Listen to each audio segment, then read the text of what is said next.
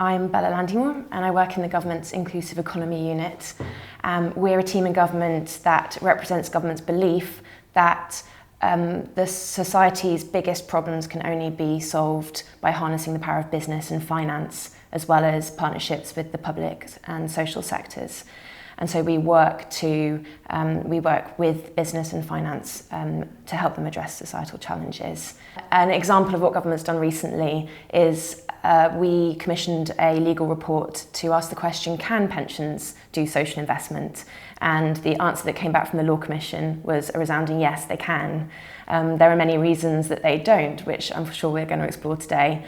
But none of them are really strictly regulatory. They're mostly about the structures that we've created and the myths that we perpetuate. And so we as a team in government work across departments to make policy changes off the back of recommendations from that report.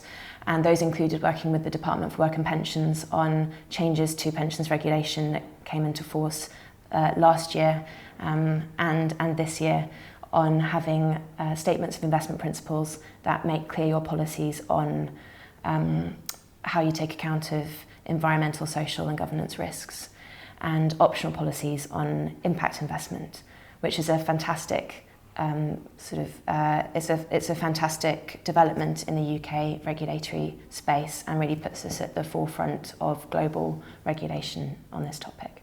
So I work particularly on impact investing and the role that finance and business can play in addressing some of society's biggest challenges, and the power that the pensions industry has and the impact it has through its investments is huge in terms of what it does with the people and the planet. And so we do a lot of work thinking about and working with the pensions industry to limit the negative impacts of their investments and improve the positive impacts.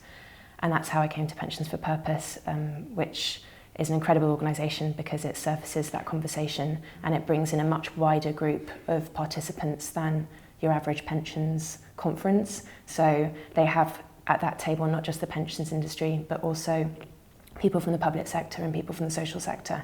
And if we're going to address some of society's problems and if we're going to move the agenda forward, you have to have all those people in the room talking about this. The impact upon the financial services and of business upon people and planet is absolutely huge. And we should be thinking about how we can conduct ourselves in business and in finance so that we're creating a world that we actually want to retire into, because we're in danger of, creating something quite different. And also people are increasingly interested in how to use their spending power, their saving power, to have a positive impact and avoid harm. And when it comes to their money, people should have the same choices. And for a lot of people, pensions are their only savings or maybe their largest pot of savings or their largest asset.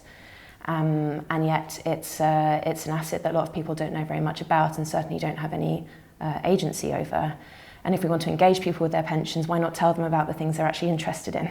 The major themes that we're seeing in impact investing, because they're the major societal and planetary problems that we need to address, are climate change, increasing disparity between the wealthiest and the poorest around the world, migration, poverty, and political and social unrest.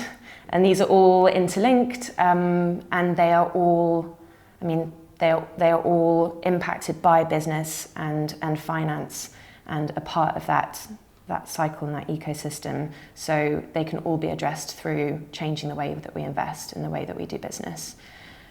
Where are we headed?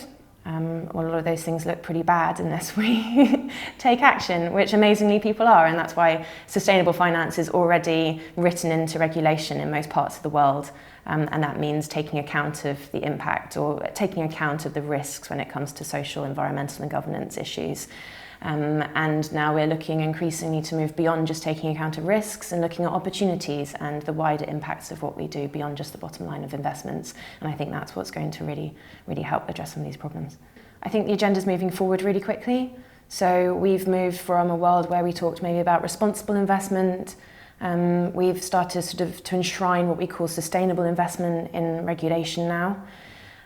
Which, as I said, takes account of risks and opportunities when it comes to the bottom line of your investment. And now increasingly we're thinking about the wider impacts.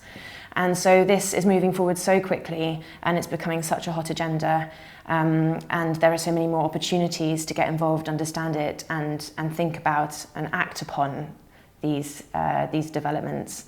So I think it's important to keep tabs on it, and it's kind of unavoidable, which is fantastic. I'm keen to attend the event this year because last year was fantastic, and like I said, you get such a range of people in a room beyond just the pensions industry, and that is by far and away the most important way to change the way that we invest and the way pensions invest, to hear from people having an impact, to hear from people who have made an investment with impact, and to really bring that conversation alive, make it tangible, and make it easier for people to understand and then take action.